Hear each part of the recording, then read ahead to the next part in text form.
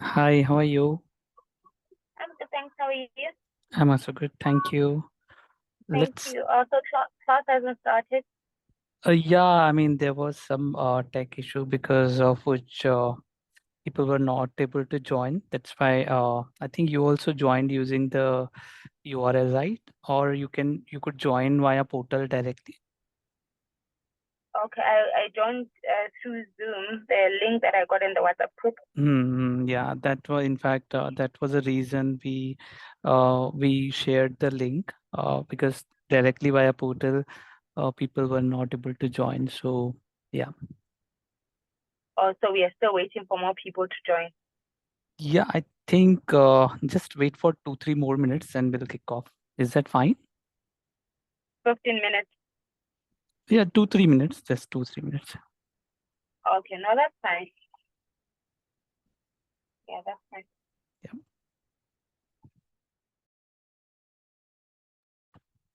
May I know your name? I think it's My Dinor. name is Dineo.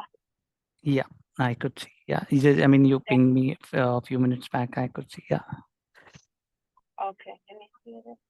Okay, let's start. I think people will keep joining in between. Now, given they have links, so they can join in between. Um. So yeah. So welcome to today's session. And first of all, I appreciate your decision to enroll for this free class because usually weekends are for going out, spending time with families, dinner, lunches, etc. But you guys had you guys had a decision to come to this class to learn something. So first of all, pat your back before we start. So and just make it interactive. I may ask you to put something in coming pause just to ensure that you are awake. So yeah. And yes, by end of session, you can expect that your confidence level on probability, which is I think it is perceived as one of the tough topics from the quantitative analysis or in general statistics. But by end of this session, you can feel like this person who is confident enough about the probability. And the best way to learn, I would say in general, anything is to practice. That's it. Just focus, learn concept and practice. You will experience this during this class. What I'm just trying to say that learn concepts, apply. Application is something which is most important because merely learning the concept may not help. So application is most important. And yes, the topic that we would be taking from level 1, mostly we will be emphasizing on fundamentals of probability. Can anyone spot what's the mistake in this slide? Anyone? I'm just trying to make you connected with me so that I do not lose the connect with you guys. So anyone, what's something is incorrect in this slide? Can anyone just prompt me?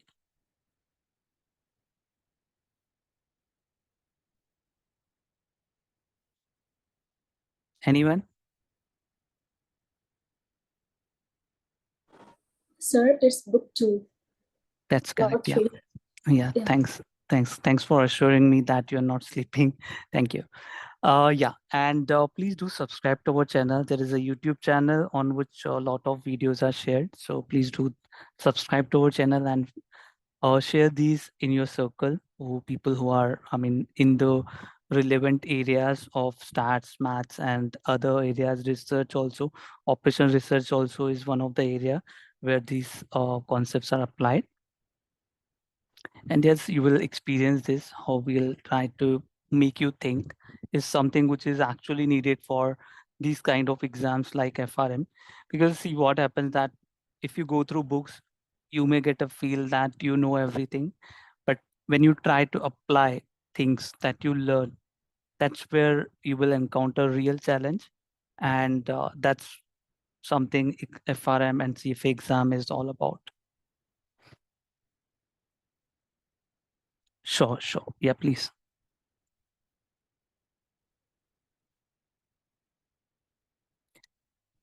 And yeah, these are the things that would be covering. So firstly, I would emphasize on why we should, of course, it's a part of our curriculum.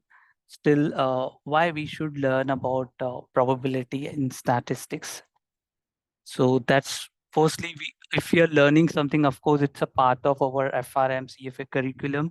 Then it's true that we have to study, but in general, there is objective or motivation behind learning anything.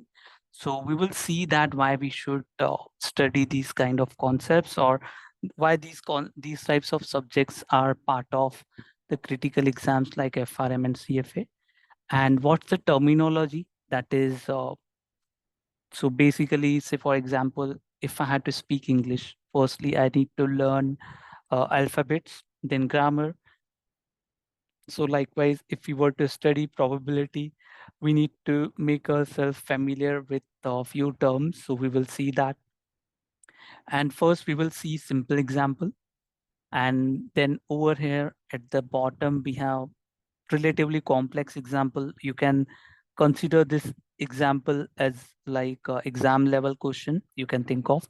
And in fact, it's above exam level question. So you will really get a feel of challenge that we encounter when we try to apply things in practice. So that's this numerical is all about. So very important. And this is something just to get you feel of what is an average, and just to get you more insight on basically this thing, why we study probability statistics. So we will try to relate in this item when we'll talk about average and expected value. So we'll talk about we'll try to relate application of probability.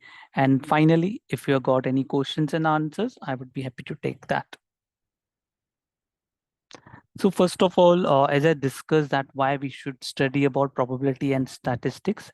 So these subjects are beyond your textbooks. So like a person who learns probability and stats has different ability of critical thinking.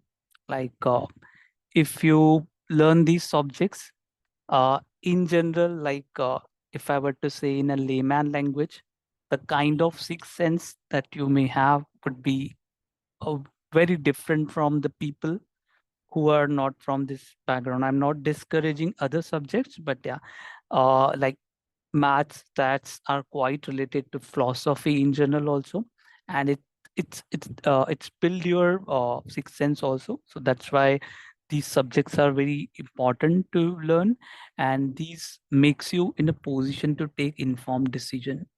So like what you do, you you learn tools, and you try to relate those tools with things that goes around you in day-to-day life. Say like if I were to give you a very like simple example, if you notice that like on four days that like you commute to office on daily, so say 5 days a week, and you notice that like 4 times a week the train is late or delayed, you can say. So you know that 80% of the time the train is late. Out of 5 days, on 4 days it's late. So like that's a general observation, but in probability term I would say like this: out of four on 4 days the train is late, so 80% of the time. So the probability that you can expect train to be late is 80%, quite high. So that's how the things are. A very simple example, but trust me, you can extend it to the level that you want.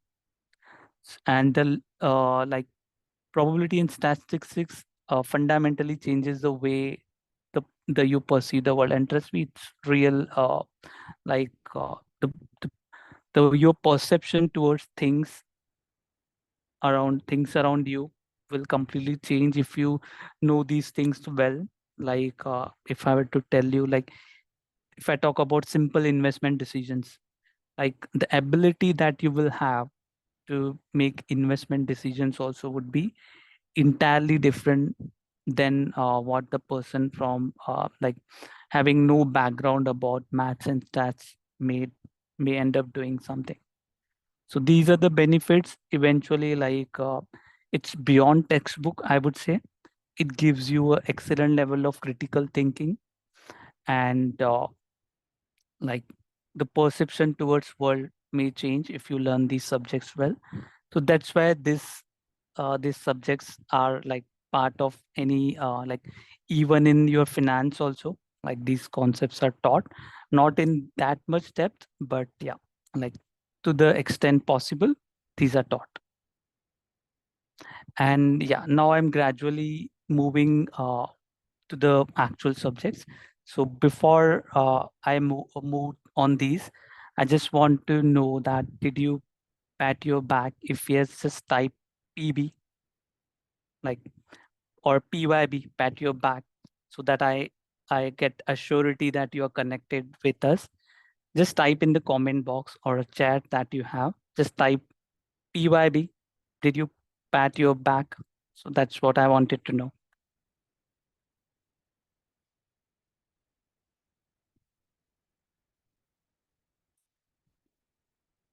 Yes, no.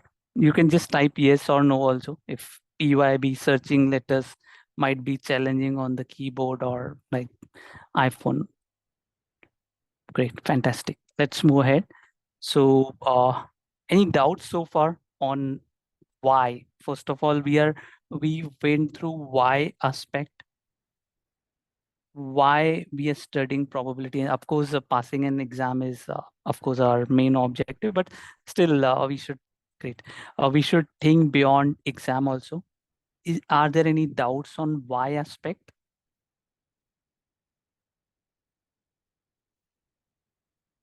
Okay, I'll take it as no, and I'll move ahead. So first of all, these are the terms that are used in the probability world. First one is a random variable. So like if I just forget this term variable, if I just emphasize on variable, variable is any quantity that varies, anything that changes. That's something variable. Like in school life, if you recollect, you were asked to calculate, say, cost per pen if price of 10 pence is 50. So what you used to do, consider price of one pen is X. So this X is variable, X, Y, Z, Z variable that are taken for our calculation. So this variable is something which is called as a, like it's an unknown outcome. Like we don't know what it will come out to be. So if I were to take a real life example, it's like what would be temperature tomorrow, temperature in Dubai, Paris, or if I talk about any cities, metropolitan cities here, Mumbai, Delhi, Calcutta, Chennai, Bangalore. So what would be temperature tomorrow? Say, if I say that that temperature to be X is equal to 30 degrees, what is the probability of that? So what is the probability that it would be 30 degrees tomorrow in Dubai, like Singapore, Paris, any city that you can think of? So that's the random variable, and it is usually described by the probabilities. So like what's the probability of having this variable value as 30, and event is a single outcome or a combination of outcome. So like if I say that flipping a coin, so getting a head, so if I say that my random variable X, so what is the probability that it would be equal to head? So it's just a one possibility. So that's the event that this random variable will take value as X. So that's the event. If I talk about event space, it's like listing down all the possibilities. Say if I talk about flipping one coin, it's H and T. These are the only possibilities. But in next slide, I'll show you that what's the possibility if you flip two coins and 3 coins also. So event is the only outcome that you are interested in, and event space is all possibilities that you may encounter. That's something event space. And joint probability is like it's two things happening together. So if I just go back here, so if you can think of this, there are two sets. Basically, if I talk about set is a collection of objects. Objects can be anything, say like it could be a set of animals, set of birds in general. I'm just trying to relate the things that we learned in school life with with a finance context or a probability context. So these are two sets. This intersection that you see between these two sets, that's the common area, is called as a joint probability. So what is a joint probability? That outcome would be from that area, that common area. Like there are two possibilities, say A and B are two outcomes, different outcomes. What is the chance that the the outcome that would be there? We will see this good example, very basic example. So if you think this as a like superset, so from superset these possibilities are constructed. So if I talk about A and B, so in this case, do you see any common elements between A and B?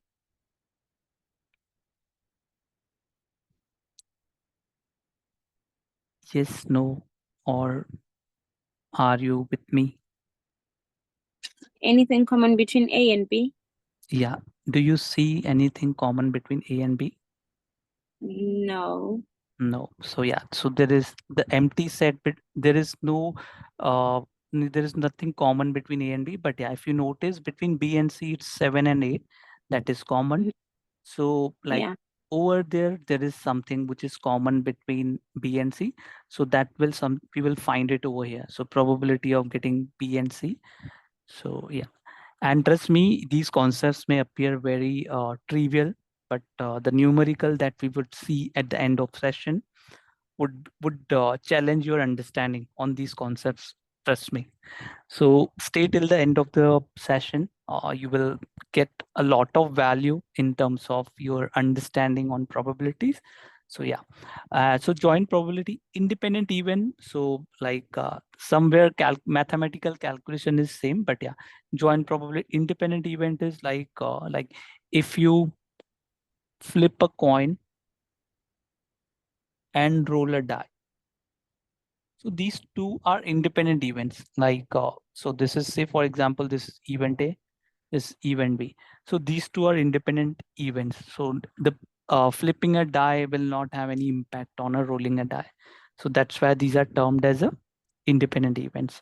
And likewise, if I say dependent events, so very layman example. So if I say that, say if you don't pay your energy bills or electricity bills, then there is a chance that you may get power cut off from the concerned people. So A is like not paying invoice,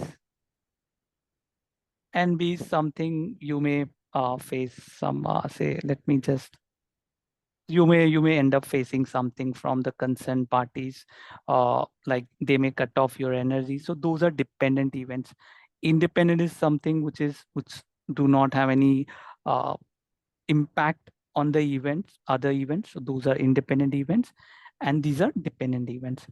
And mutually exclusive events, like the events that do not occur, cannot occur together. Like real example is bond, default, and survival. It cannot happen at the same time. And like if I say that event, like, or this case wherein the intersection is 0, there is nothing common. If I say A is a set of even numbers and B is set of odd numbers, so these are mutually exclusive even, there would be nothing common in between these two. So it would be a 2, 4, 6, and this would be 3, 5, 7, 9, like on and so on. And most important one, usually from your exam standpoint, this is something which is most important, conditional probability. But to understand conditional probability, you need to understand joint probability well, because in calculation of conditional probability, you need to know the joint probability. So conditional probability of an event given another event uh, like occurred already. Say in this case, say if I were to say that probability that you pass FRM exam given you have studied, this is something which is a conditional probability. So if you studied, then high chance, like if I just talk about probability of passing, it is usually called as a unconditional probability, or sometimes beyond your FRM curriculum, this is called as a marginal probability as well. So in general, probability of passing would be different. But if I say that a given person has studied, then what is the probability of him or her passing the FRM exam? So these two will be different, because studying and not studying has a huge impact on passing or not passing. So that's where the conditional probability come into the picture. Are we good so far? Just now, like application part would come. So like some. Good. Thanks for acknowledging. So discussing a single coin. So if you flip a single coin, as I said, that only possibilities are 10-10, and probability of this getting this outcome, say if I say that a random variable can take only two values, h and t. So corresponding probabilities are 50% and 50%, because coin has two sides, one side probability 50%. Now I'll make it bit tricky. If I say that you are tossing two coins at a time, can you tell me what are possible outcomes?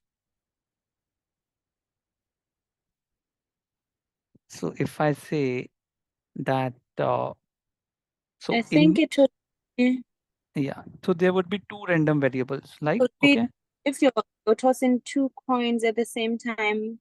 Yeah. There's a probability of a head, there's a probability of a tail. mm-hmm. Yeah, and there's a probability of both tails and a Perfect, probability of both heads. that's correct. And what next? Yeah, I'll just list down it. So probability that your x1 would be h and h, both are heads. One is head, one is tail. And likewise, this can happen in another way also. This first could be tail and this could be head. And last one would be both can be tail. Does it make sense? So if I talk about like probabilities of this thing, so like probability of getting head is 50%. And these are like, I mean, it's like a joint probability. You are tossing two coins together. So it'd be 0.5 into 0.5. So like 25%. Likewise, this would be also. So it's like every possible outcome has 25% probability, because this getting tail on first coin is head. Getting head on first coin has a probability of 50%. So this is something which is 50-50. Likewise, in total, if you this is 25%, this is also 25%, 25%. So totality in would be 100.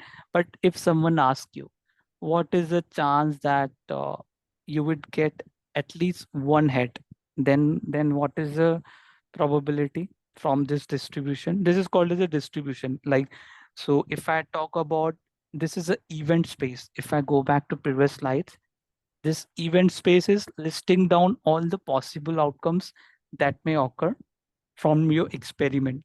So experiment was tossing two coins, and these are the all possible outcome from tossing two coins, and these are respective probabilities. So like there is a sequence: experiment is performed, event space is listed out, and their respective probabilities are listed out. And now if someone reaches out to you, that what is the probability that you get at least one head? When I say at least one head, means that if you get one also, it's fine. If you get more than one also, it's fine. So it's like probability of X is equal to head, like getting head, number of heads, I should say, is greater than one. At least one means it is at least one, or if it is more than one, then also we are good. So can you tell me what should be the probability in this case? Looking at the case we have here, I don't even know if maybe Yeah, give a try. understand, but the probability of having one head or more, right? Yeah, Like, do we need to give you the total probability? Like yeah, the total that's correct. probability? Yeah, that's correct. Is it 75%? That's correct. So this is a one of the outcome wherein we have 25%. This is one of the outcome, and over here it's two. So these three are the chances wherein we can get at least one head. So it may happen in this or. So when I say or, it's addition. Usually, wherever you are stating something. So in this case, why we are adding up this? Because one head may come in this, or in this, or in this. So when you say or, there is an addition, and when you say and, there is a multiplication. So this is something which you can just keep in your mind when you're applying. So probability of getting at least one head is 75%. Like if someone asks you what is the probability of getting two heads, it's just 25%, because getting two heads is something which is least possible. So like 25%. Okay, now bit more. Um, is it possible to make an example based on what you just said in terms of where you were saying or it's going to be a plus and it's going to be a multiply? Is it possible with what we have done so far for you to make an example, or it's something that will come as we go? Like say for example, let me give you a simple example. It may give you some sense. So at least good questions. So say for example, there is a city A, very simple example, but it will give you some sense. And from city A to B, say there are 4 ways you can reach out to from city A to B. So like these are the 4 ways you can reach out to here, city B, and from B to C. And so say there is some another city C. From here to here, there are only 3 ways. Okay. Now, if I ask you that in how many ways you can travel from city A to C, then can you just try exploring in how Please many say that yeah, in how many? in how many ways I can reach out to city A to C?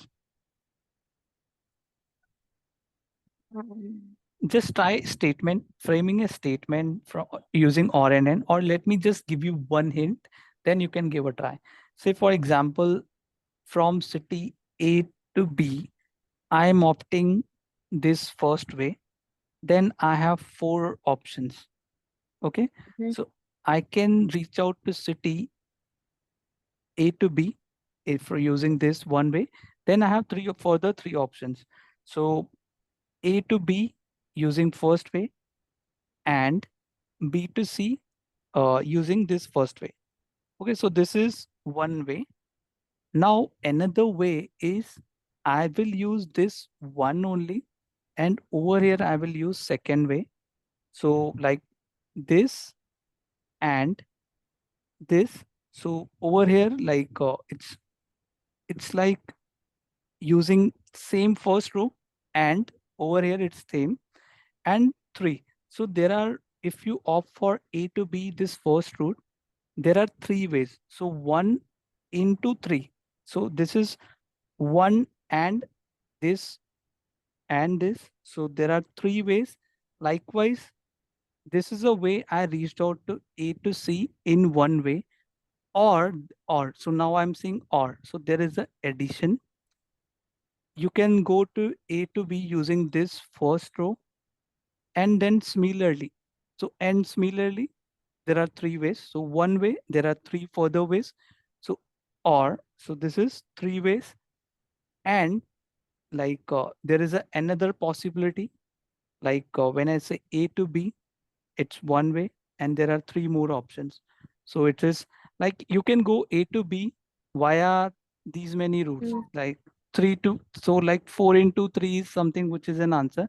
But if I were to frame, so one way is to this, and using three ways, so three, or second way is like A to B via second route, and the three further ways.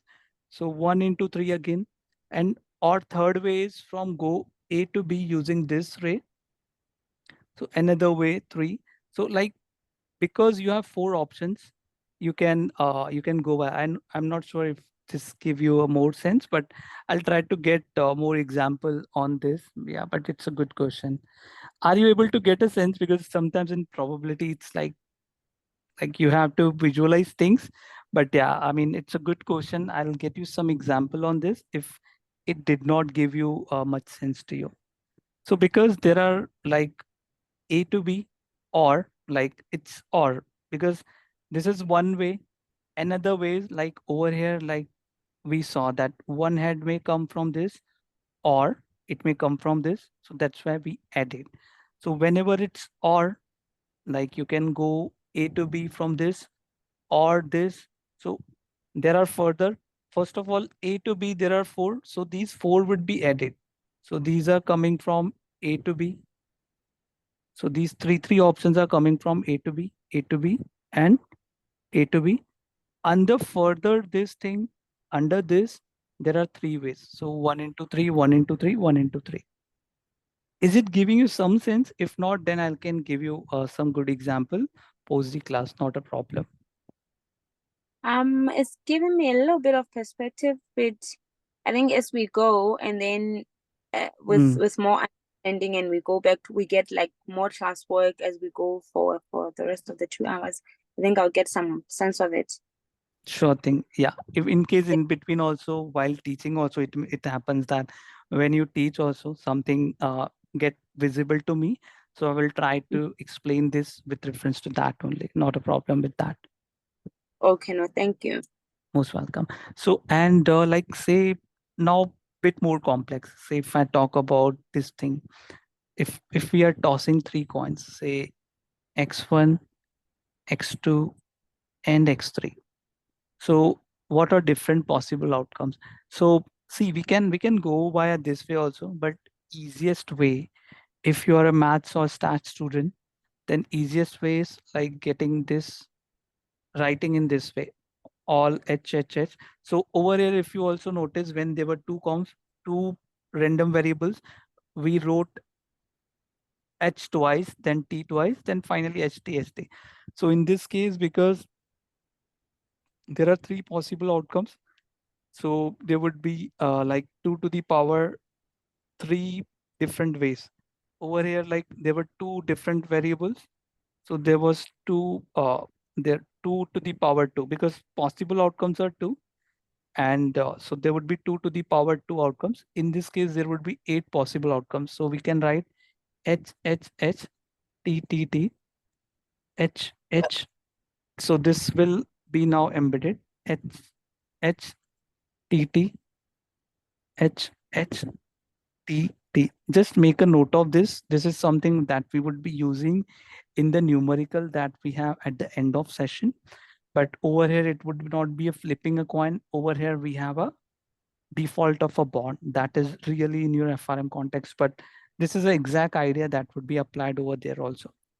So H, H, T, T, H, H, T, T. And finally, it would be H, T, H, T, H, T, H, T. Are you able to get some sense out of it? Like, so like writing H 4 times, T 4 times over like how we, and if you want to jot it down in a way that we did earlier, like there could be possibility that all are heads, and there is a possibility that all are tails. Two heads, one tails. in this case also, like 2 heads, 1 tail. Likewise, 2 tails, 1 head, but getting 2 tails, 1 head has further possibilities. Like you can get tail at a first and third, you can get tail at first and second. Are you following? Mm, Yeah, I'm following. See, what's the concern? I mean, what's the query, or I mean, any doubts on this? Yeah, I'm following. Thank you. Let's move ahead. Likewise, you can get a probability distribution of this.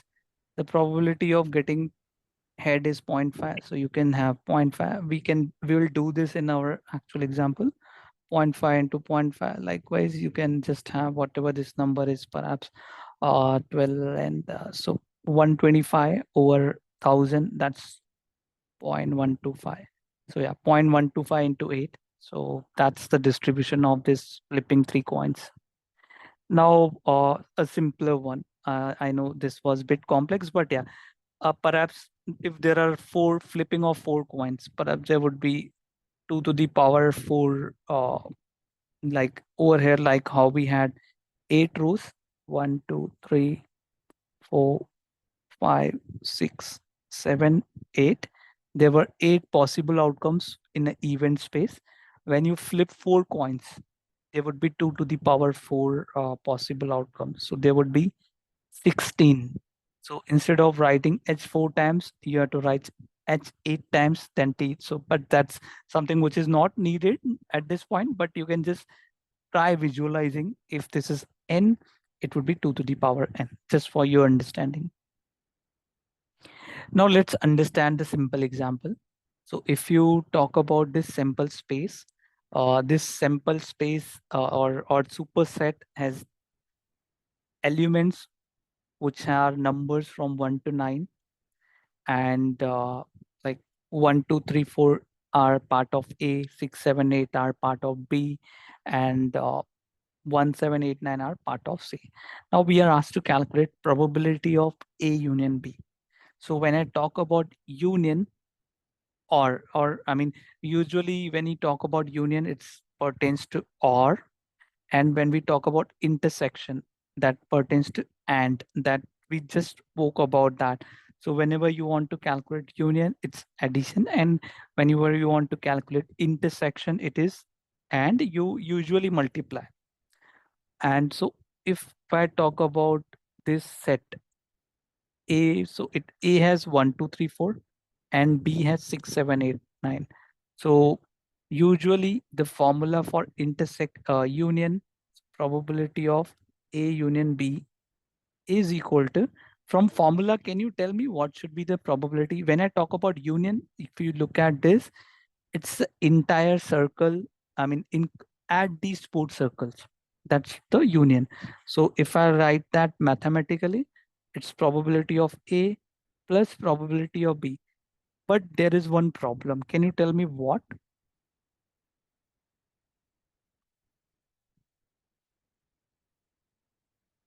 What is the problem if I just directly add these two?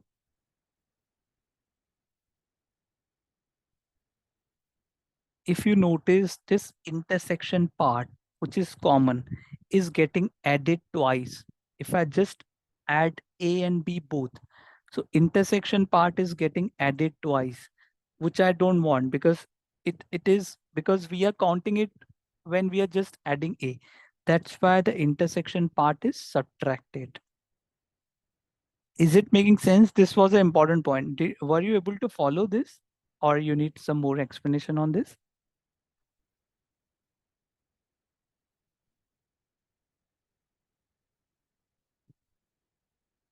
Okay, let me explain again. So when you are trying to calculate union, when you are having A union B, you are trying to have both A and B. But when you are adding both, this is actually a common part. So which is getting added twice. That's why what you do, you subtract this once, because this intersection part, when you added A and B, so eventually probability of A and B, this probability of this intersection got added twice. Once when you considered A and once when you considered B. So that's why it got added twice. That's why you're subtracting it once.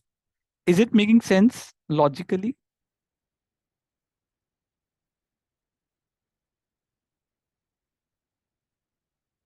Okay. Oh, sorry, I'm muted. It is making sense to me. Thank Okay, you. cool. Yeah. So yeah, thanks, Shruti, for acknowledging in the chat box. And yeah, so that's the formula. But over here, if you notice, that's there is nothing common between A and B.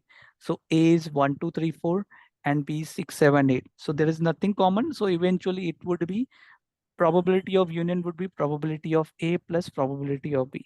So when I talk about probability of A, now it's important that there are 4 elements in B. As I took a simple example, if your train is late on 4 days out of 5 days in a week, so this is total number of weeks on in a day in a week, and total number of days in a week, and it is in numerator, it is something which is we are trying to analyze, like train being late on a given day. So there are 4 days. So in the same way, we want to know that what is the possibility that outcome would be from A.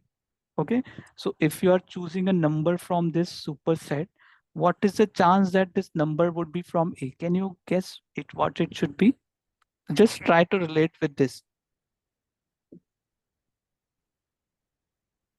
Please say the question again. Yeah.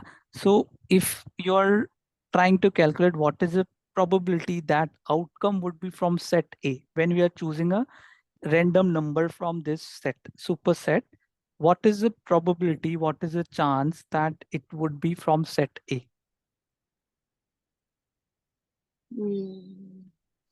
How many days in a week? That's 7 days in a week. Weekdays, sorry, weekdays. I mean, say working days. Working days, there are 5 working days in a week. Well, where I come from, I don't know where you come from. I Okay. don't know, maybe work 3 days a week. Oh, wow, lucky, lucky person. So it's like usually it's 5. I mean, let's take a majority. So usually total number of working days are 5. On they say you commute to office and your train is late 4 times a week. So 4 over 5. So probability that your train would be late is 80%. So in a similar way, this set is total number of days. I'm asking what is the chance that when you choose a random number from this set, it would be from A. It would be 1, 2, 3, 4. What is the chance of that? So you can think of this as a total number of working days, and you can think of this as a train being late, or I can say that the element is from A. So total number of elements in set A are 4, and total number of superset are 9. So probability that it would be from set A is 4 by 9. Does it make sense? No. Yeah, what it should be if not?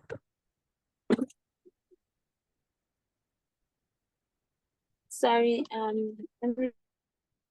So, see, this is what is the probability?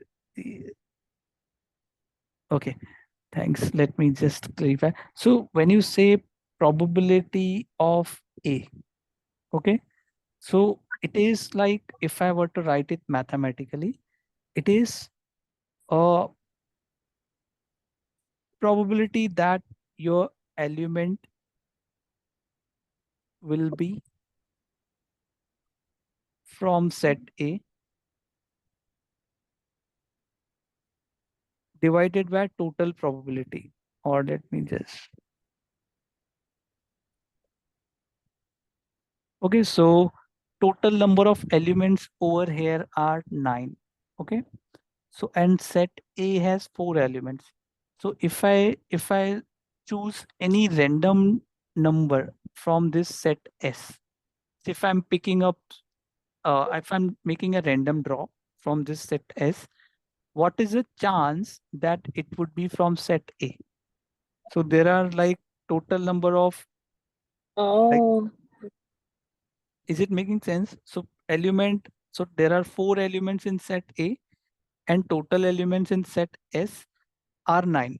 So chance that your randomly drawn number would be from A is 4/9. Does it make sense now? Yes, it makes sense. Thank you. Okay, so if that makes sense to you, then just tell me, any of you, what would be probability of B? Probability of B would be 3 divided by 9. 3 divided by 9.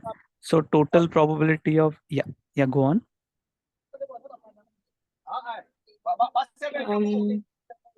No problem. Yeah. So total probability of union would be like it's 9, and given the denominators are same, it would be 7/9. If you notice Yeah. that A and B, total elements in A and B are 7 and total elements are 9. That is also one of the way you can do that. You can just add A and B number 7/9. So probability of A union B is 7/9. Now, in a similar way, now you guys have to help me out with what is the probability of B union C. Quick, but be careful that in this case, why? Because they were nothing common. This intersection part were not applicable. The third part that we had for subtraction, but in B union C, when you calculate B union C, first of all, tell me the formula for B union C. What should be the formula for B union C? B union C.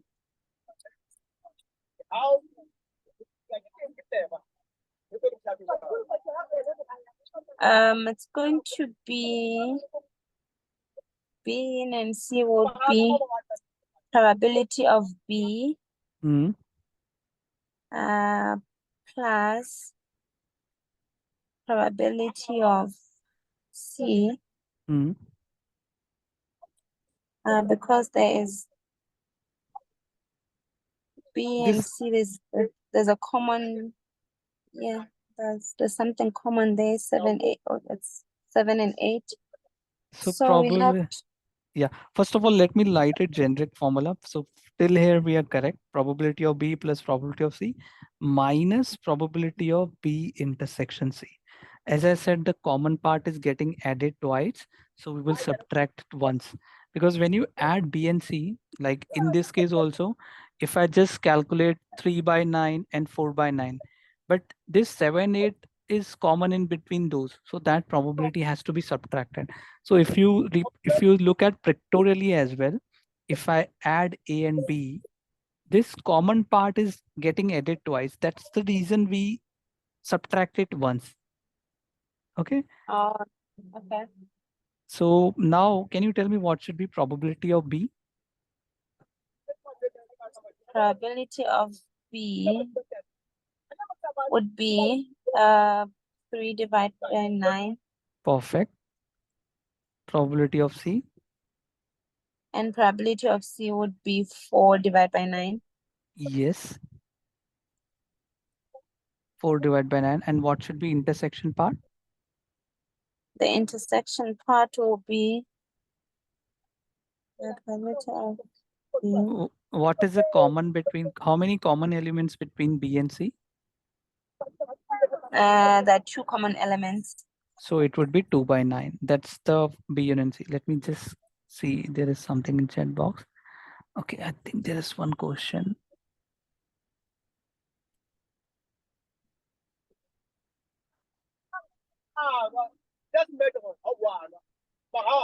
Yeah, that's correct, Shruti. So like these are just arbitrary sets. Instead of A and B, we can have B or C, or in general X union Y. Anything can be there.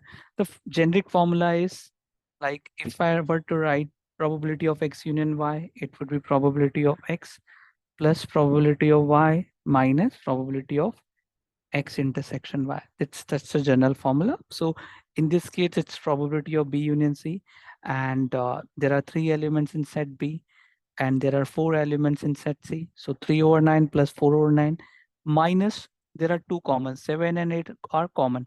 So these are getting added twice. So we would subtract it once. So minus 2/9. Because the denominators are same, we can just write it 9 in denominator, and your numerator is 3 plus 4 minus 2. It would be equal to 5 over 9. That's your probability of B union C. Does it make sense?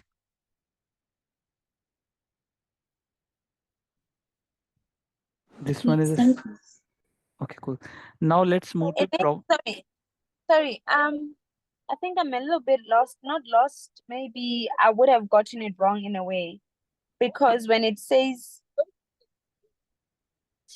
okay, when it says probability of B and C, Mhm. I think I would have expected that, I don't know, I would have expected that the 2 by 9 be multiplied by the probability of C. I don't know. So Because it's no, no, B clear and it. C. Yeah, please clear it. Yeah, that's where your doubt should come. Yeah, can you repeat it once again so that I can try to clarify? Can you hear me? Yeah, I can hear you. Okay. I was saying, I think I would have gotten it wrong in a way, because I would have expected that we don't stop at 2 divided by 9, which Mhm. I'm believing that it is probability of B. I would have wanted to multiply by the probability of C. That is, I don't know. That is Okay. 4 by, So, I don't so, know. so your question is, this should be multiplied, you are saying? No, after we have probability of B plus probability of C minus probability of B and C, right? Mm-hmm. But I feel like after the minus sign, what we took there is just probability of B. Am I wrong? Were we not supposed to multiply by probability of C? No, this is, see, if you calculate probability of B and C separately, when you can multiply, when your probability of A, B, and C, it would be equal to probability of B into C when your events are independent. But over here, there is something common, so this won't apply. So Okay. that's only applicable when there is no common. Those are when you are given those are independent events. But in this case, we clearly see that there is something common, so those are not independent. That's why there is a way, like you can construct a set B intersection C, and intersection part is the area that is common in between these two. So if I just rename this as C, so your set B is something, say 6. If I write 7 and 8 over here, so your set B is 6, 7, 8, and your set C is 1, 7, 8, 9. So 7 and 8 is common between these two. So that is the intersection part. And this common area total is out of 9. So this probability of getting 7 and 8 from total sample space is 2 by 9. So we will subtract that. Okay. Is it clear? See, any doubt still? So maths is all about, it's good that you keep thinking. That really helps to clarify things. Still No, any doubts? Happy to take letter on WhatsApp as well. No, not an issue with that. I'm fine. Thank you. Okay, let's move ahead. So probability of A intersection B.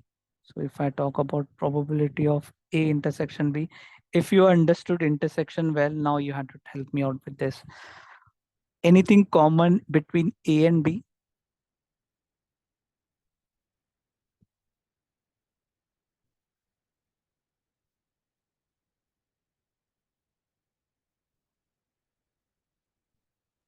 None. A and B, what is common? A and B, there's nothing common. So probability of that would be 0. Probability of A and B is 0. There is nothing common in between. What is probability of B and C? We just talked about here when we were calculating union.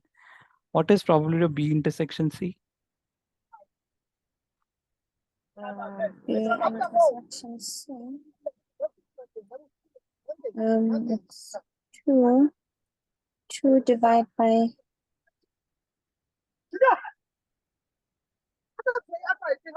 2 divided by 9 because your total is this. Okay. Yeah, its So, subject is 9. so intersection is 2 divided by total sample space. So that's about this. And now most important one, probability of B given C. Now this is something which is most important from your exam point of view. See a big star, of course, very badly drawn, but yeah. If I tell you this as a mathematically directly, if you were to calculate the formula, whatever is even. So this is a convention that is used to write conditional probability. That is probability of event B. Like as I said, that probability that you pass slash after slash on right hand side, whatever is the event that has occurred. So if you study, then you pass. So this studying event is happened. Now we want to understand what is the chance that I would clear. So whatever is happened, already happened, that comes into the denominator. So probability of C in this case would be denominator, and joint probability of B and C would be in numerator. This is a mathematical formula. You can directly do that. Like if let me just do it first, then I'll explain you conceptually. Like if you say, for example, if you forgot in formula, then what? So as we calculated that B intersection C has a probability of 2/9. What was the probability of C?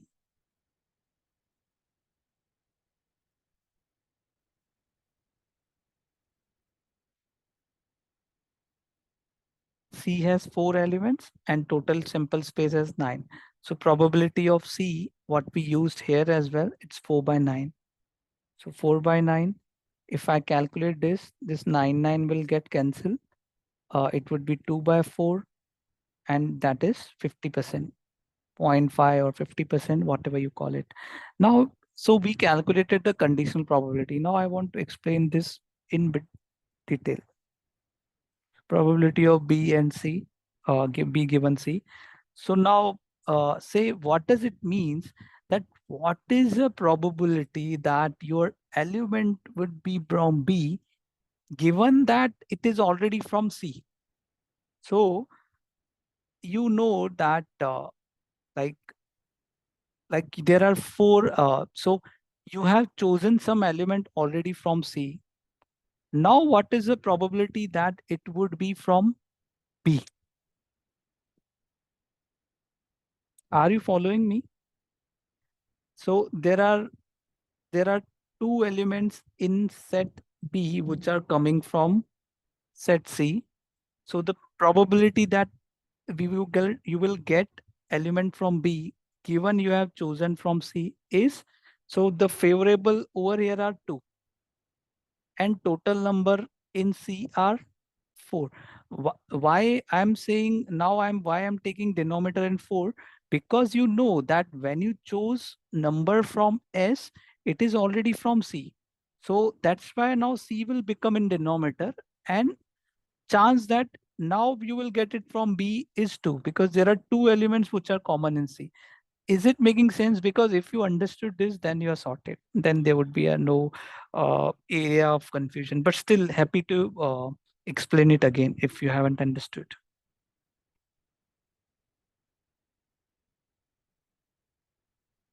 Any comments on this? Or if none of you can just repeat it for me, I would get more confidence that you have understood.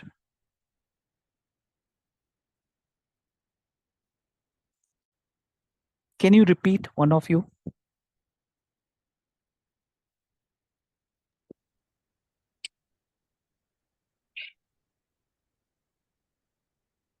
Where do you want us to take it from? Oh yeah, I mean just From the big star. yeah, I mean any of you can just explain it to me about conditional probability, this explanation. If I say, for example, in exam I have been asked, of course these kind of simple question won't come in your exam, but say in exam you're given these 4 sets, you have been asked to calculate probability of B given C, and you forgot the formula, then how do you calculate? That's what I just explained. So if you could just repeat it for me, I'll get more confidence that you have understood.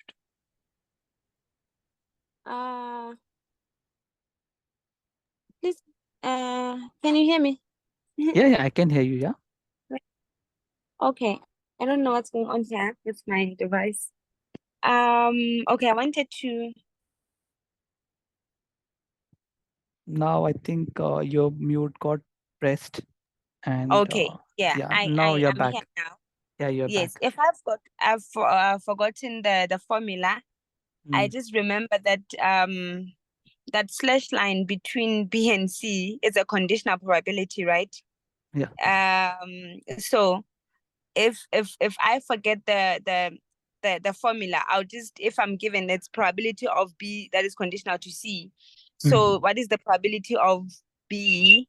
mm. The probability of B in C is 2 over 4, because there are 4 elements in C, and there are 2 elements that are common in that appear in B that are common in C. That's correct. And when we say we already know that C has occurred, that means when you chose element from S, that was from C. So that's the reason we write in this way. B given C. So when you chose from S, we know now this is from C. So that is why in denominator now it's 4, because there are 4 elements in B, because 4 elements in C. And we know that when we chose an element from S, it was from C, and total number of elements in C are 4, and common between B and C are 2. That's the reason we call it as in numerator it is 4, which is like mathematically also it makes sense. Common between B and C, so that is 2, and over it like a total number of elements in C. Shall we move ahead? Did you get clarity? Are you getting value in terms of understanding? These are basic concepts. I'm not explaining something very fancy or big concepts. Usually, see, what is the tendency of the students is running behind complex concepts, complex question banks. Somewhere we are not cleared on fundamentals. That's the reason we face difficulty. Directly jumping on complex question bank is not at all solution. Understanding fundamentals correctly is the key. That's the only thing we are trying to achieve over here. Are you getting value in terms of understanding, or I mean, is it upgrading your knowledge of probability? Because see, you are it's spending your valuable time from your weekends, so eventually it should get you some value. Are you getting that value in terms of understanding? On my side, yeah, definitely. Okay, Thank you. fantastic. And thanks Shruti for confirming. So let's move ahead. What next? So now this is something again a very basic thing. I know you will know that you will see that why we are being taught expected value and average. So see, when we talk about, I'll talk this average firstly, very basic terms. Say say if you are say, traveling from city A to B, there are total say 200 kilometers. You traveled in 4 hours. Can you tell me what is the average speed? Very basic example, nothing fancy, nothing very complex thing. There are two cities, A and B, and you traveled 200 kilometers in 4 hours. How much you traveled on an average in an hour?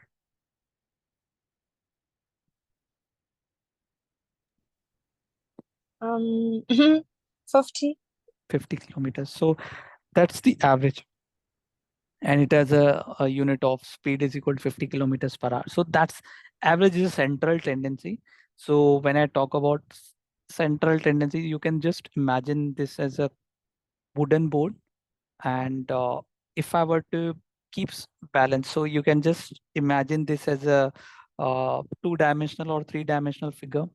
If I were to keep some balance somewhere, say if I were to keep a needle, so average is at that area. So this is in context of physics. So average is at that area wherein your wooden board is balanced. It is not inclined towards certain side of this entire 2D plane that you see. So that's the central tendency. But if you talk about mathematically, say if you are given students marks of the 5 students, say out of 100, 50, 60, 80, 90, 100. So average is adding up all these values. So x size, so you can just think of this as a x1, x2, x3, x4, x5, x subscript 1, 2. So you just add these up and divide by the total number of observation, that is 5. That's your average. So easy. I think you might already know, but yeah, just to, because now we are going to apply it. So that's where we may need it. Is it clear? Any doubt in average?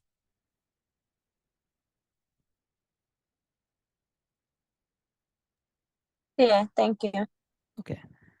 So now let's apply. When you apply things, that's where you get real, I think I would say fun of things than when you apply. So say there are 4 scientists. Okay, there is something. Average is which part, Shruti? I mean, do you just give me a moment? No problem.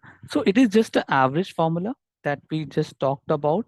And I was just referring to 2D wooden board that in physics context, it's a center of any.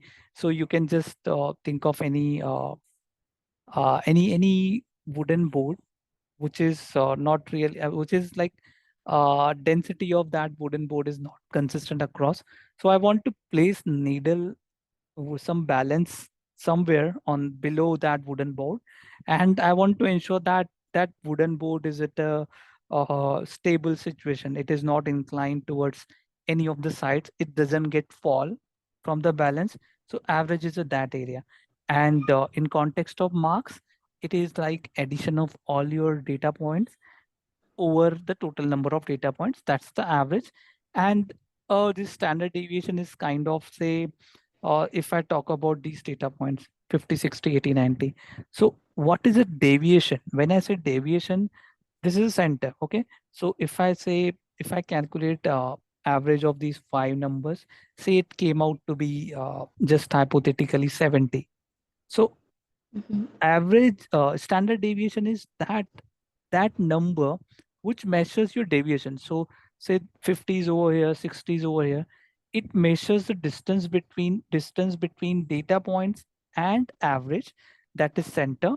So this is X bar that you see is a representative of a center. So you quantify distance of each data point from the center and take that route. Why we take a route? It also has got some background to it. Because say if I talk about 70 as an average, when I subtract 50, so 50 minus 70 would be minus 20. And say if I subtract it from 90, 90 minus 70, it would be 20. Okay, so what will happen that if I don't square, that's why this is squared. Because if you don't square, these distances would cancel out each other. If I, this is a, by the way, this is a notation of the summation.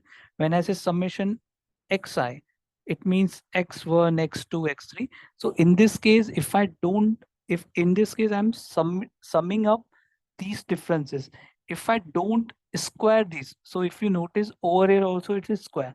If I don't square this and if I directly add, the number would be 0.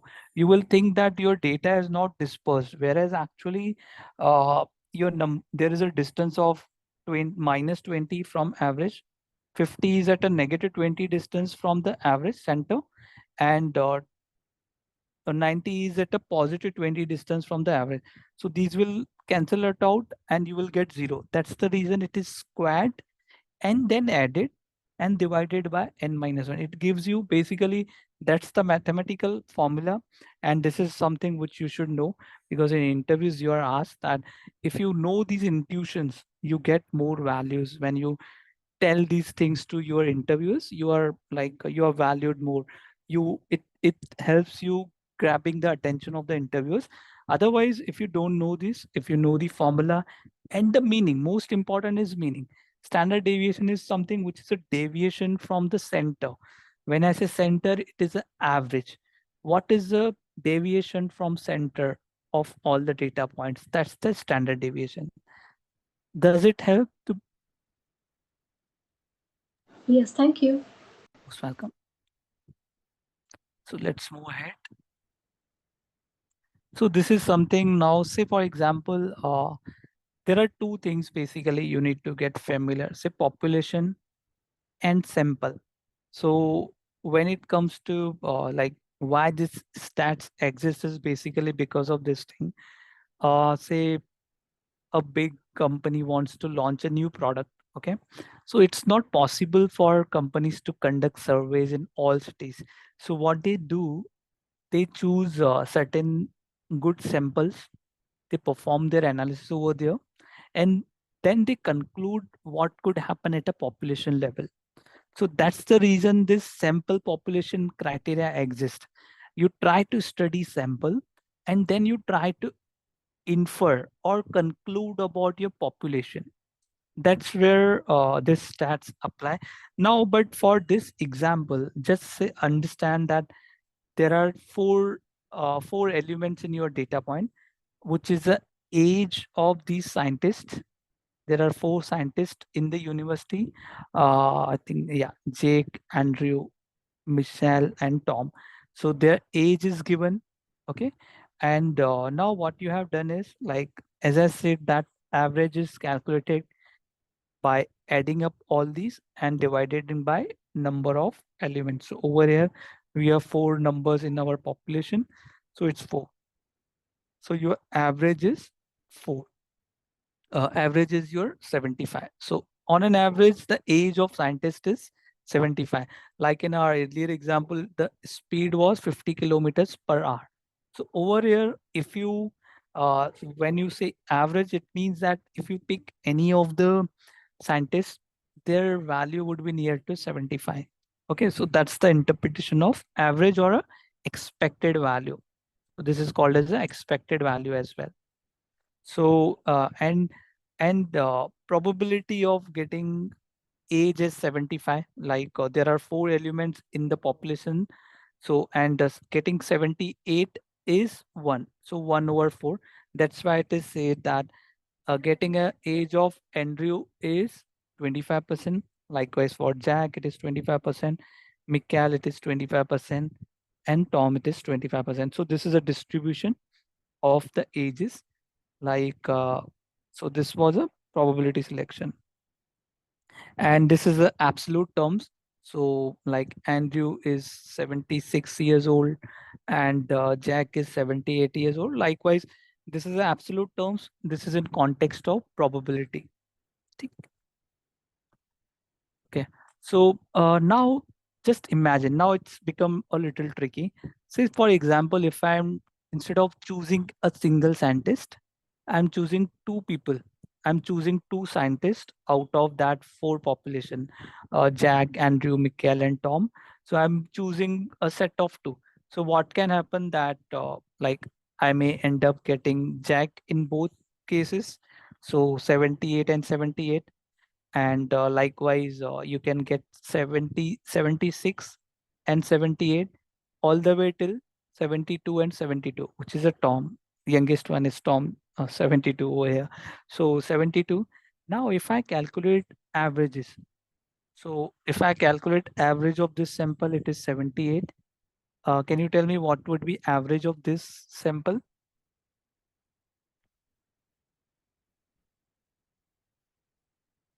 It's average is a midpoint. What is a midpoint between 76 and 78?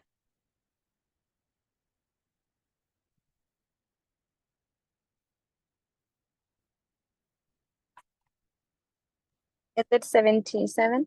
77. So that's the midpoint. Okay. So just the midpoint. I'm just trying to make you awake in between. I know learning probability or stats is a bit of challenge. So we may get tired at instance. So yeah, likewise, the average of all the possible samples have been calculated over here. And now you try to plot a probability distribution. Like initially, if you look at the probability distribution, so when we saw earlier, it was like this. it was a uniform distribution, wherein outcome of getting Andrew's age was also 25. So it was a flat distribution, not uniform distribution. But now when you try to calculate the sample, when you try to withdraw the samples out of this data, now see what happens.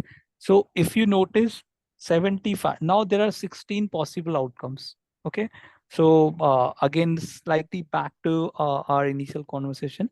So now there are 4 elements and you have set of two samples. So there are 2 to the power 4 possibilities of averages. So there are 16 averages now you have in your table. So if you look at 75, the most possible outcome over here, 75 is appearing most of the times. So out of 16 possibilities, so this is a mean. Now try to understand. Now what we are doing, we are trying to understand how the distribution of mean is looking like. So this is a sample mean. So you draw 2 samples. Now you have mean of that sample, likewise mean of second sample till the mean of 16 sample. So this is something, a probability distribution of the mean. So distribution of a sample means. So 75 is something which is occurring most of the time. Out of 16 possible outcomes, it is occurring 4 times. So 4 over 16, it is 25%. So if you notice, 75 has a probability of 25%. Likewise, can you tell me how do I calculate probability of getting sample mean as 72?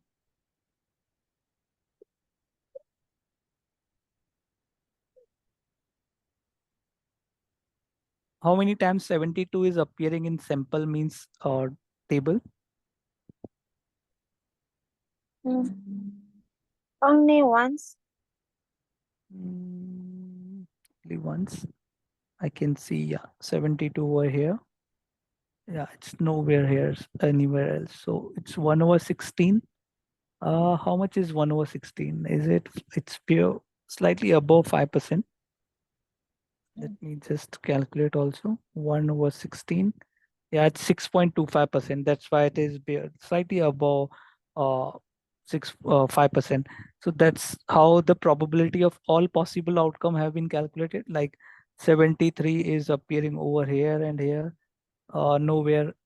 So 73, like 2 over 16, like how we got say 6.25, it would be 12.5. So 73 is 12.5. And similarly over here 77, if you see. So 77 also. So these are equidistant. 75. If I walk away plus 2, 75 plus 2 is 77. 75 minus 2 is 73. So probability of 73 is also 12.5%. And probability of 77 is also 12.5%. Likewise, we can get for 76. 76 is appearing these many times. So over here it's 76.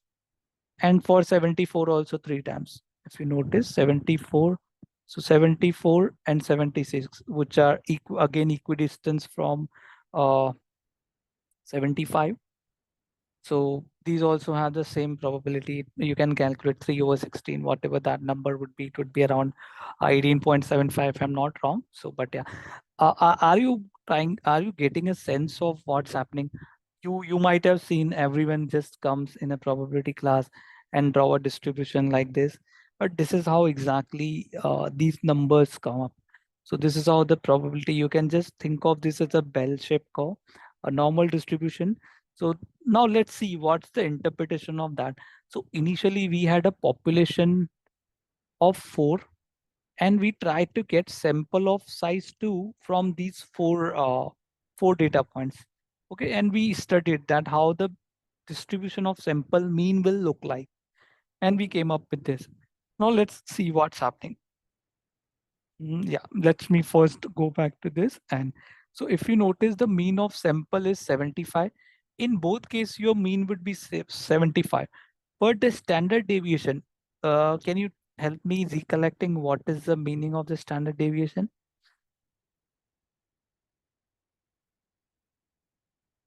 What is the meaning of standard deviation?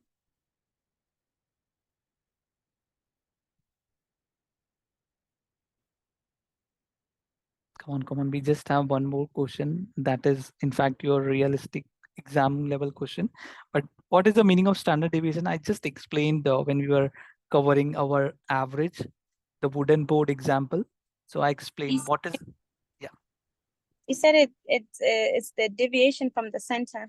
perfect. So when you calculate deviation from center for a sample, it is 1.58. Whereas population sample, like if I just notice here, yeah, variance of population. So population standard deviation was 2.236, whereas sample standard deviation is 1.58. So it is saying 2 points important to worth noting. As and when now we had a sample size of 2. So variance got reduced. So the point we are trying to make is the more is the size of your sample, this variance would decrease. Your data would be more accurate. If you increase your sample size, your variance or a standard deviation is kind of a dispersion, or you can think of this as an error. I mean, or you want to reduce your error. So what you need to do, increase your sample size. That's what the interpretation is. Variance of a sample mean, variance is just a standard deviation square, nothing else. So standard deviation is sigma, and when you talk about variance, it is sigma square. So variance of a sample mean decreases with increase in your sample size. So as and when your sample size goes up, variance of your data decreases. That's the interpretation of standard deviation of a, or a variance. Are we good so far? Yes, thank you. Okay, I think, yeah, how deviate our data is from the mean. Yeah, perfect. Yeah, that's correct, Shruti. So yeah, think let me just. So now we have final numerical, but before we go there, I just want to share some tips for you. So keys to clear, or tips or a mantras you can say, to clear competitive exams like FRM, CFA, or like if you are going for MBA, it's like GMAT, CAT in our country, but in your country also there would be some more competitive exams. So key to clear that is getting a right mentor is something. See, today's date, everything is available on YouTube. There is nothing that you can't get on YouTube. That's for sure. Okay, but the importance of right mentor is like there is a motivation transformation in your like the way you study or way you perceive your studies. So that's where the role of the mentor is. If you have to role of the mentor would be, first of all, motivating you, pushing you to study, and getting you the right approach to study. That's the most important. Getting a right approach is somewhere like I have seen people directly jumping to the complex question banks. I don't want to name the question banks, but yeah, they just jump on the question banks, and like they try to solve this, and they again and again have to come back to theory to understand it better. But yeah, if you have right mentor, like you might be seeing the very basic thing we have covered, but it can just make your fundamentals super strong. And that's where you can directly go to complex question bank with a very good confidence level. Then you don't have to come back. Otherwise, what happens if you just study and go to complex question bank, and over there, if you feel any like if you encounter any issues, then you may get demotivated, or your confidence level may go down, that you haven't understood, or that kind of things happen. So right approach is understand things fundamentally well, try applying, and keep repeating to apply. That's, I mean, just repeat this circle. Keep practicing. Pick up complex questions, apply the basics, you would get through. And that approach, somewhere you need a right mentor. And of course, second one is you strive to learn. Like if you don't want to learn, then no one can help you out. But yeah, if you are self motivated to learn, upgrade your knowledge, if you're right mentor, then like this circle, learn, apply or practice, repeat it. Again, learn, practice, keep repeating. At least like question that we'll be solving in the next slide. At least you can solve 15,000 to 1,500 to 2,000 questions of that level of questions. Then like your confidence level would be different. And trust me, it will help you out throughout your career, not just clearing these kind of exams. And yes, most important, focusing on fundamentals. There is like if you mug up things, like that may help you in your normal exams. But if you talk about FRM, CFA, or any other competitive exam, ACCA, CMA, CWA, anything that you can think of over there, that's why like you are valued more. Once you clear these kind of exams, your value on its own comes up. So of course, to bring your value up, you have to struggle a bit. That's why you need to focus on your fundamentals. And the most important one, interaction and discussion. Like you, I think you are part of our free group also. So interact, keep posting, or if someone else posts a query in that forum, try to address that. There are a lot of other forums on the websites, on the Googles. Try to actively participate there. Just try to study how things are happening. You might be getting a lot of spare time. I mean, it's up to you how you want to utilize that. So interaction, discussion is the key. Keep your network strong in terms of being active on the forums. And yes, this is what we offer. Like we have mentoring for FRM, CFA, MBA, and most important. So these are like, if I were to categorize it, these are something which will get you theoretical knowledge, of course, some sort of practical also, but in practice you haven't applied. So these are the tools. So knowledge plus tools will get you in a very much better position to apply for jobs or explore for the jobs. So Python only for data visualization. There are two aspects to Python, like you become a data engineer, or like data engineer has something to develop more of like development side, but over here we are talking more about analytics part. Like we are just using Python as a tool to understand whatever we study in our FRM, CFA. So Python, Tableau, even you can do whatever graphs that you saw in our previous slides. Those were all done on Excel also. So Excel is also very good resource, but future is somewhere Python and Tableau. That's what our seniors feel, our institute feels. So yeah, so we emphasize more on teaching Python and Tableau also. So we can be your comprehensive guide also. So you can reach out to our team, or you can always go to our websites for updates. And this is one more website our institute has come up with. There are a lot of good blogs, whatever we studied today, mean, variance. There are beautiful blogs on our website on mean, median, mode, to understand things fundamentally. And if you understand things fundamentally, no one can beat you. Trust me on that. Take my words. So go through those blogs. And if you have got any, like we offer comprehensive packages as well, and we go as per case-to-case basis as well. Like if you are struggling just in a quants, you can reach out to us for just getting a mentoring on your quants, and you can study rest everything on your own. But yeah, like that's up to you. I mean, everyone has their own budget or own constraints. But yeah, I mean, we can help you out with anything on a customized basis as well. That applies to Python and Tableau also. If you have got any projects in terms of Python, Tableau, or any other thing, we cater that also. So feel free to reach out to our team if you have got anything of that sort. Now back to our question. Like now this is something which is very interesting. Now whatever you learned, if you apply over here, of course, just learning on a first day and applying may not be possible, but yeah, this is a very good quality question, I would say. First of all, just acknowledge me that you are awake and you haven't slept. So just say yes, or like say good quality question, anything, just to get me a surety that you are you are connected with me.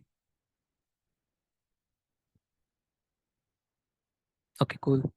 And yes, cool. Thank you. So this is there is a credit portfolio. So there are 3 bonds,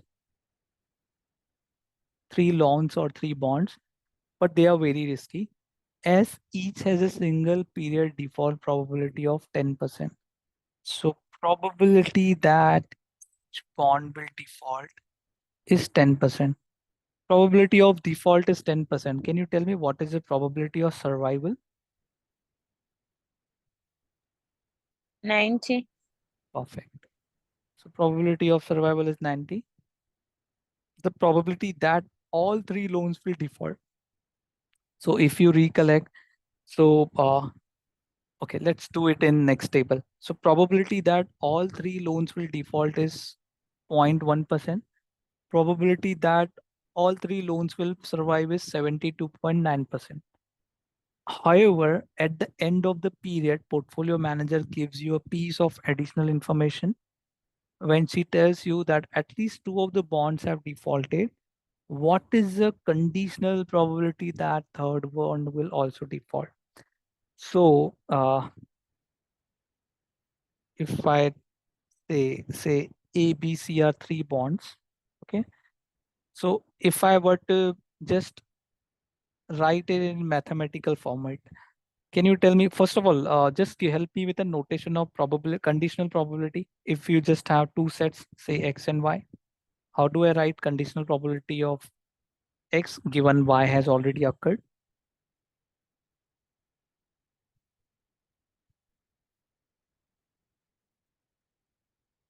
Probability of X slash Y, correct? So that's what somewhere we have to find this, but there are 3 conditions. So first of all, do you recollect this conditional probability of X given Y?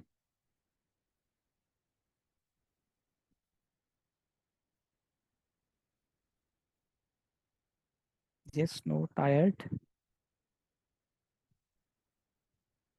Just bear with me for next say 20 minutes, then we'll get through. Is it Okay. correct? Yeah, probability of X given Y. Yeah. So how we'll do, like if you have got 3 bonds, now what is being asked is probability at least 2 bonds have defaulted. So this means that these have defaulted. What is the probability that A will also default? So that's what I can say, that probability of A defaulting, given that I would say B and C or B or C, at least 2. At least 2. That means B and C both have defaulted. Okay, yeah, I think this would be correct. Okay, let's not go into this much detail, but yeah, if you were to write in a notation terms, it would be, so this is also a set, right? So this is a set which says that 2 bonds have defaulted. B also have defaulted and A and D. So at least 2 bonds have defaulted. What is the probability that third will also default? Probability that third defaults given 2 have already defaulted. Any clue? Now you know already conditional probability and basics things. Any clue how we'll do about this? We'll do that. But first of all, did you understand the question? Our default probability is somewhere 10%. Survival probability is 90%. What we have been asked is, this is a really exam. In fact, I would say relatively above exam level. But yeah, I mean, it's good to solve something which is above exam level. But yeah, I mean, at instances that may bring down your confidence. So, but yeah, I mean, today's class was good, I am assuming. So we can solve some tough example today. So yeah, first of all, are you clear that what we have to calculate, how we do it? That's the second part. But first of all, options are these. Can you tell me, is the question clear to you? Yes, the question is clear. Any suggestions how we go about it? I'm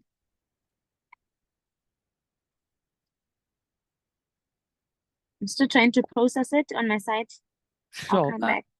Can you, yeah, sure. Can you just try to relate it with this example that we saw over here? Can you try to relate it with over here also? There were 3 coins. Now we have 3 bonds. In case of bonds, we have 2 possible outcomes, survival or default. In terms of coins also, we also have 2 outcomes. Can you try relating? See, in practice also, a scenario like over here, it was a flip of coin. Now we have a loan or a bond, but the binomial attribute or characteristic is same. Over here also, there were 2 possible outcomes, head or tail. Now we have default or survival. So that's the common feature. Are you getting that? So we'll use that. So let's see how we use that. So say, as we saw that there are 3 bonds, A, B, and C. We will try to calculate what is the probability. Of course, default, and we have been given that defaults are independent. Okay, so this information has been given to you. They are independent. So probability of A, probability of B, probability of C. Now, can you just tell me, like how we wrote for head, tail, tail? How can I write event space? If you recollect, event space was all the possible outcomes that may come up. So, any suggestion? Can you just try applying analogy with same thing, like how we wrote for head, tail, head, tail? So over here, what we will do, it would be default, default, default, survival, survival, survival. Can you help me with column B at least? Just look at this table.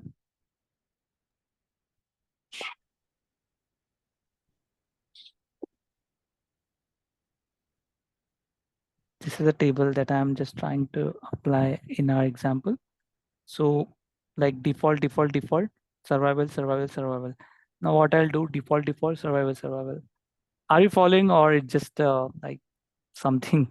Uh, so default, default, survival, survival. Now finally it would be default survival, default survival. So these are all possible outcomes. And if defaults are independent default, so shouldn't it be B? Okay, just give me a moment. There is some doubt in chat box. See, no question is stupid, first of all. Let me just try reading it. Sir, if defaults are independent, so shouldn't it be B, probability A given C, or probability? See, independent just means that like if one defaults, it doesn't have an impact on that. So in that case, if I talk about probability of AB, it is equal to probability of A into probability of, that's the only meaning of the uh, independentness. Like it will not have an impact on that. So conditional would be like, I mean, it's just a multiplication. That's just a multiplication.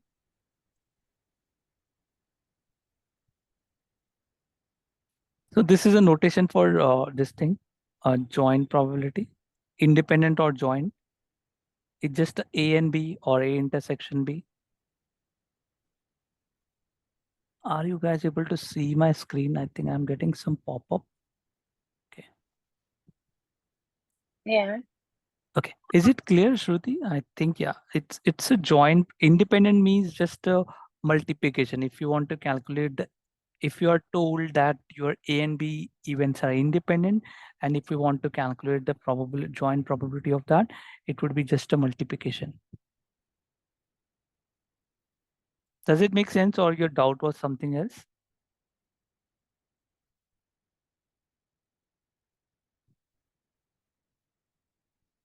Okay. So like in this case, what was the default probability?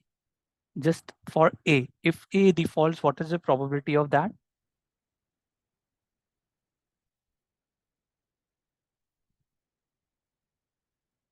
Okay, okay, cool. The default probability, what was the default probability in the question? It was 10%, right? So 10%, that means I write 0.1. So 0.1, so wherever it's D, I will replace that by 10%. And wherever it's S, I will replace that by 90%. So let me just write 0.1, 0.1, like how I wrote DDDD. So it would be 0.1, 0.1, 0.9, 0.9, 0.9, 0.9. Similarly, wherever it's D. Sorry, can Yeah. you go back to the question? Just, Question. yeah. Can you quickly go back to the question?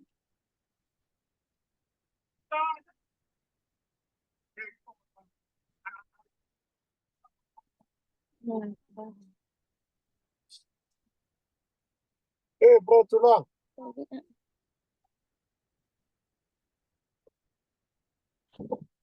Shall we go to slide?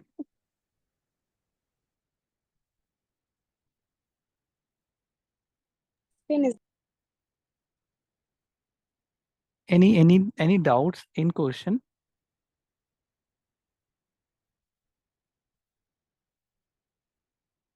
There's no doubt in question. I just wanted to reread the question just for more Sure. clarity. Sure, Yeah. sure. Thank you. Thank you. I've read now. Okay, cool. So let's go to next slide. So wherever it's default, I would just plug in 10%. And wherever it's survival, I would write that as a 90%. So likewise, default is 10%, 90% survival. Likewise, it's 0.1 into over here it's 0.9, 0.1, 0.9, 0.1, 0.9. Again, lastly, 0.1 and 0.9. Now, if you notice, it is similar to how we had for all heads and all tails. So over there, it was a 50%, but now like it is a specific case wherein default probability is 10% and survival is 90%. So if you calculate this, it would be like 1 over 1000, that is 0.001. That would be equal to 0.1%. And this would be equal to say 9 over 1000, that would be 0.009, and it would be equal to 0.9%. Can you just calculate, or if you have got calci? So this is a case of we are looking for a probability of, it's an or. So we are adding. Are we adding the probabilities or we are multiplying? See, what you have been given is probabilities are? The probability that all three loans survive is, however, at the end of the period, the portfolio manager gives a. This just focus on this word, this one, where my cursor is like this. What Sorry, is which? This one? They are Independent.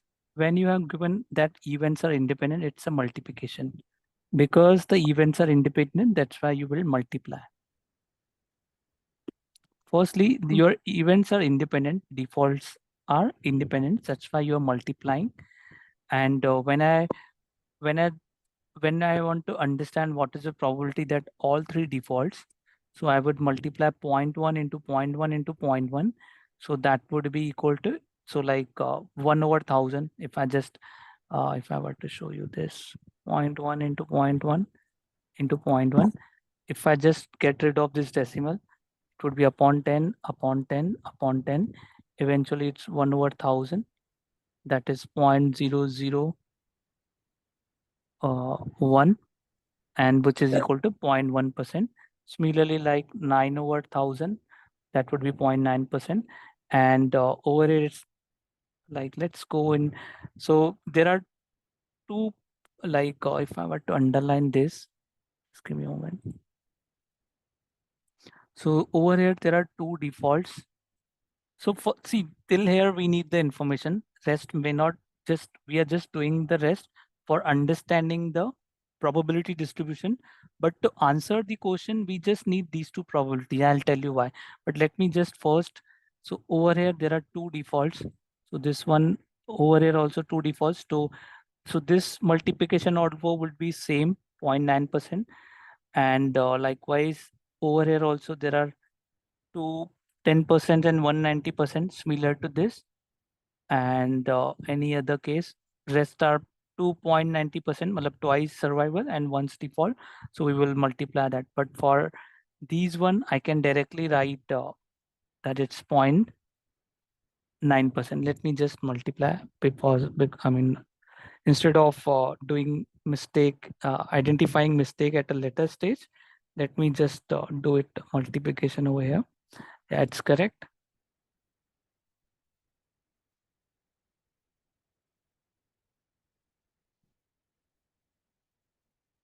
So similarly, we can write for this also 0.009, same 0.9%. And likewise for this 0.009, 0.9%. And now this will calculate this 9 cube. So this is 72.9, that is 0.729. So if you notice that this information was already given to you. If you notice this 72.9, this was already there in the question also, but we are just trying to understand the probability distribution that all three would survive. So the probability that all loans survive is 72.9. This is how it is coming. So it is not something they have given some random number. It is, there is some calculation based on this probability and survival probability.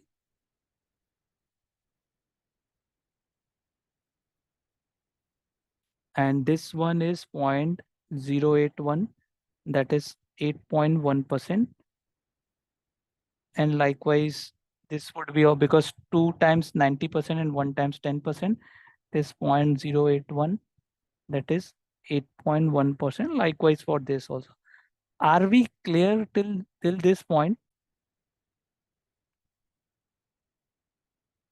Yes, no, any inputs, doubts?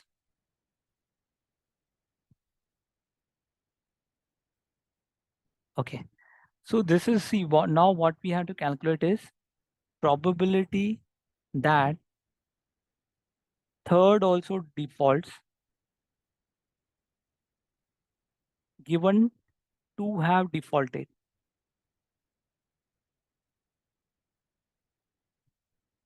Okay, so this is something which is just applicable in the first case.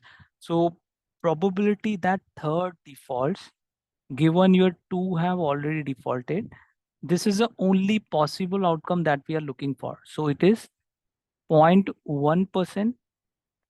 Now we'll see what is the possible, all possible outcome. This is a one possible outcome, 0.1%.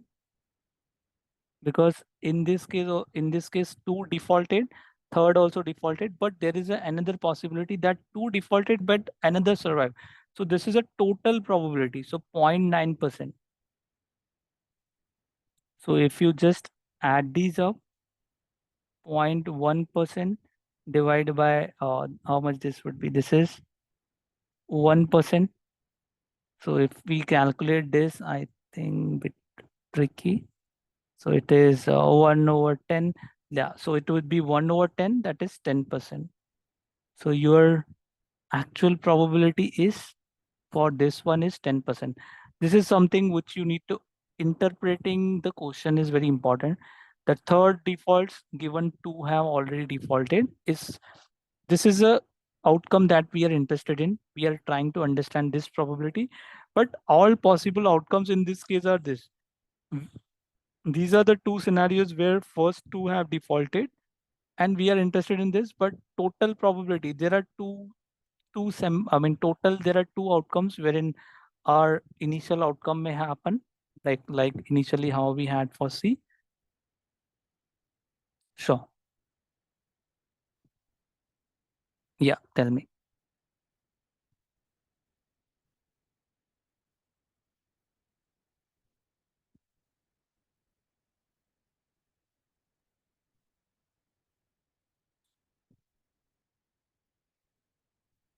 Yeah, tell me.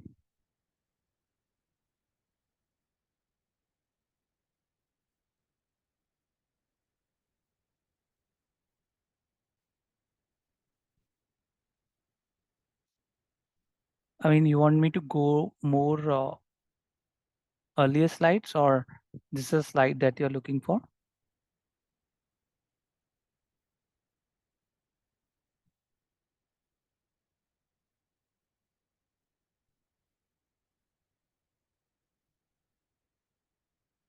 How do we know that correct answer if we look at option B and D?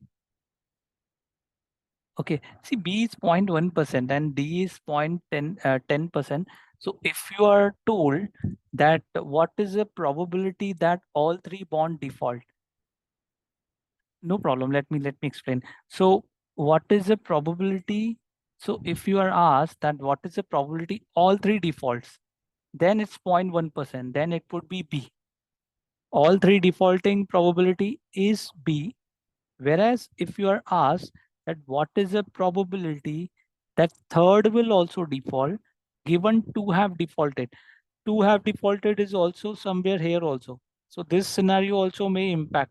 So this also will have some impact on the probability that you're trying to calculate as against just a pure probability of all three defaulting. Does it make sense?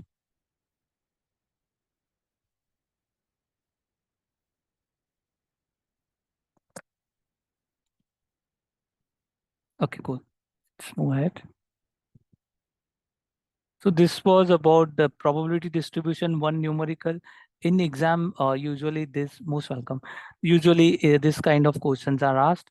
So just finally, this was something I will avoid the second method that we talked about here, like probability of third defaulting using the formula, because I think this is a better way. So I just don't want to make you more confused. So, but yeah, this is a pictorial representation. If you have got three sets, so like how we wrote formula for A union B, it was probability of A plus B, probability of B minus probability of A intersection B. So likewise, you can give a try. What happens that when you try to calculate probability of A union probability of B union C. So over here, this term is getting added thrice. Of course, yeah, sure. So just want to avoid second method that we have. No problem, absolutely fine. So this is a probability distribution. If you look at zero default, so let me just turn back to red. So if you go back here, so this is a scenario wherein there are zero defaults. So for zero defaults, the probability is 72.9%. So this is saying that zero default has a probability of 72.9%. One default, that is, if you add these three up, 8.1, 8.1, 8.1, wherein you have one default over here, and over here. So if you add these up, there is a 24.3% probability. This is called as a probability distribution of the defaults of the bond. Likewise, you can think of two defaults. So if I go back over here, two defaults, like only this one and this one. If I add these two up, I think there would be third also, because I can see, yeah, three. 1, 2, and 3. Three possible outcomes wherein there are two defaults, and total probability is 2.3%. And the question that you asked, all three defaults is 0.1%. So this is 0.1% for all three defaults. So this is a summary of table that we had. So, and yes, just make a note of this link. Once you just open this link, you have got our entire list of social media presence. So you can just go through that, and there is various ways you can reach out to us. But yeah, best way we prefer is via WhatsApp call or WhatsApp message. And yes, happy to take any Q&A. I hope you asked during session also, but subtracting 100 minus 72.9.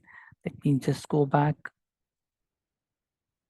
So if you subtract 100 minus 72.9, what that would give you is probability of defaulting at least three bonds. So that 72.9 would give you, what we are looking is for is probability third defaulting given 2 already defaulted. Yeah, I think your point is valid, but let me try getting a good answer. So third defaulting, yeah, I see your point. Where are you coming from? 2 bonds I'm talking about. Okay. So if you subtract, let me just read your question again. Straight away by subtract 100, when you subtract 100 minus 72.9, so what that would give you, so if let me go back to table and answer in the first layman language. So when you talk about 72.9, so if I subtract 72.9 from 100, that would give you probability that is that at least one would default. Okay, so when you subtract 100 minus 72.9%, that will give you probability that at least one will default. So it may be 1, 2, or 3. So probability of all 3 have been added. So 100 minus 72.9, you will add these 3. So it means that probability that at least one will default. So A union B union C. So you will add all these up and you get your probability. So it's not really we are looking for, what we are interested in is probability that third defaults given that 2 have defaulted. These 2 are different scenarios. Over here, it's at least one defaults, and like one default, at least one defaulting is different than third defaulting given 2 have defaulted. Okay, so yeah, of course, that was a very valid question. I mean, I agree. I see your point. No problem. No, absolutely. Happy to take it if there are any more questions. Okay, fine. Let me just move ahead and see. So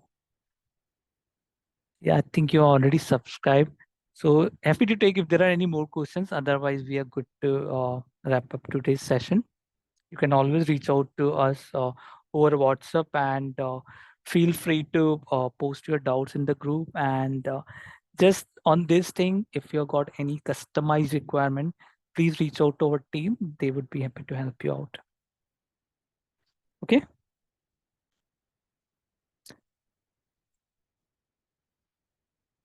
I think, are there any more doubts, or we are good to close the session, today's session?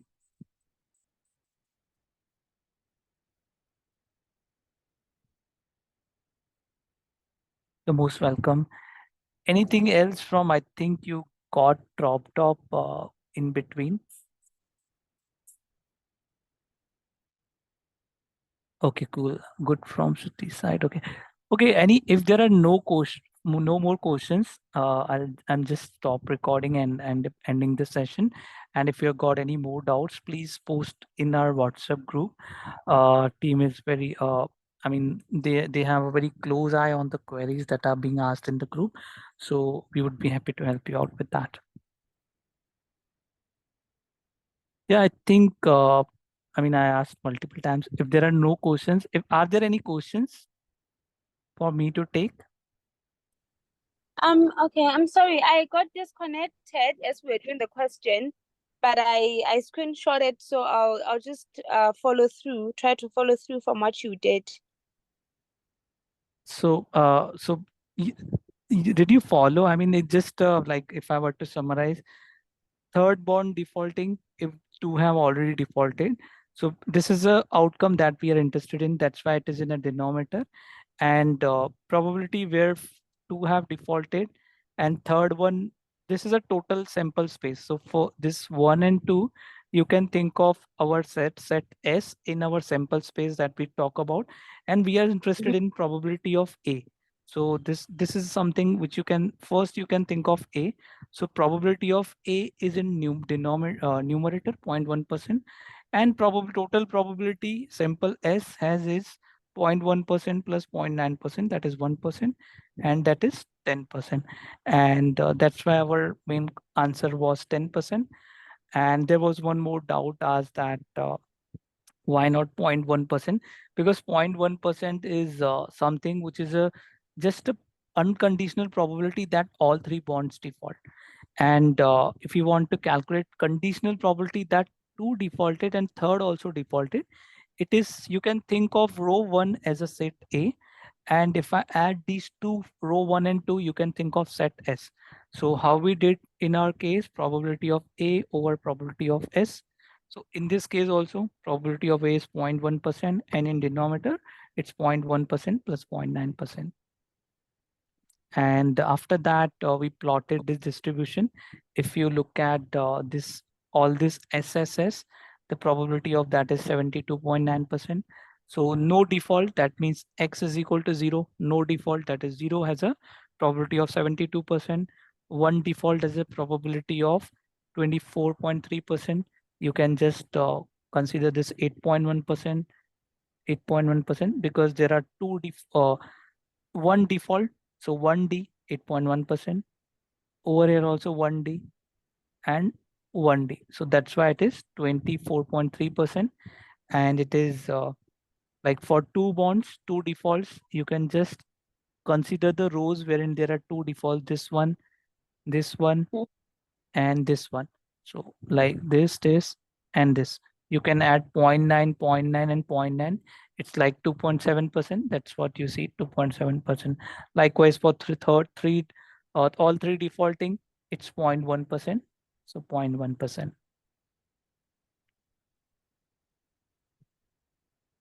All good? Yeah. Oh, good. Thank you. Most welcome. Fine. Hope the session was helpful. Please get me some closure comments if you found it helpful, or if you were to rate it, forget about rating that, you may receive an email. But in general, if you were to describe, if you found the session helpful, how would you just, if I were to get few comments or a closure line from you, if you found the session to be helpful? On my side, I found it really helpful because I've done this topic before. I think the reason I really wanted to join was because I think I wasn't understanding anything. I actually thought maybe it requires statistics background, or I don't know, but I was not getting the hang of it when I was studying it. I tried doing it on my own, but I wasn't really getting the feel of it. But I think going forward, I'll be able to tackle the numerical part of it. Great, that's fantastic. And yeah, we are glad to hear that you found it useful. And we always encourage you to post your queries in the group that I think you are part of, the bigger group. Today's group was just formed for coordination of this session, but I'm just referring to the bigger group that we have. Feel free to post any queries that you may have over there. Our team, like usually they just pick some good queries, and I mean, there is a pattern wherein we make a videos and post on the YouTube. So in that way also your queries can be addressed if our team find those to be value adding for a wider audience. So we make videos on that. Okay, cool.